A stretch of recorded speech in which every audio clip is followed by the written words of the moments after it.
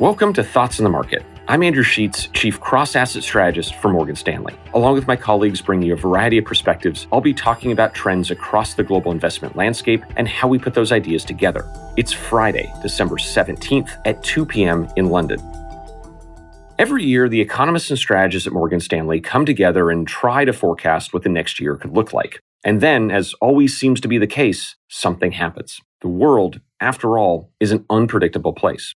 This year, these somethings have come thick and fast. As my colleague Matthew Harrison, U.S. biotechnology analyst, and I discussed on this program last week, the Omicron variant appears to be highly contagious and likely to lead to a large wave of winter infections. At almost the same time, the U.S. Federal Reserve, arguably the world's most important central bank, has been sounding less tolerant of inflation, leading Morgan Stanley's economists to now expect a quicker end to the central bank's bond purchases and also a larger, faster increase in Federal Reserve interest rates relative to what we thought just a month ago.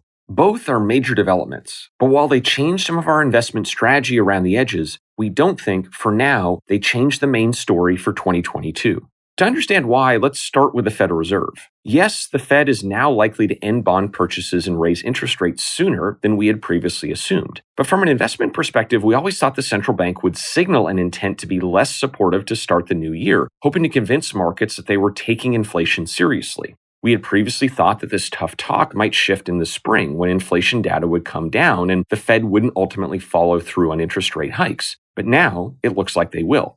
But in either scenario, the strategy for investors should be to position for a central bank that is indicating it wants to be less supportive. As such, we expect interest rates to move higher, especially around 5-year maturities, the dollar to appreciate, and U.S. and emerging market stocks to underperform those in Europe and Japan, where the central banks are going to be more accommodating for longer. We think financials outperform as an equity sector, seeing them as a beneficiary of less central bank accommodation. The other development, of course, is Omicron. While the new variant appears to be highly contagious, our economists at Morgan Stanley had always assumed some form of a winter wave of COVID in their growth numbers, given the virus's seasonal characteristics. Economic data, for the moment, has actually held up quite well, and global activity has been less impacted by each incremental COVID wave. And we also need to consider the entire year, not just what could be a very difficult month or two of high COVID cases. All of these together are why our base case remains for strong global growth in the next year, despite the currently worrying headlines. Both new developments, however, require close observation. The Fed looks much more willing to shift in either direction than it has before, while the full impact of Omicron may not be seen for several more weeks. For now, however, we think a backdrop of good global growth and less central bank support remains the outlook for 2022.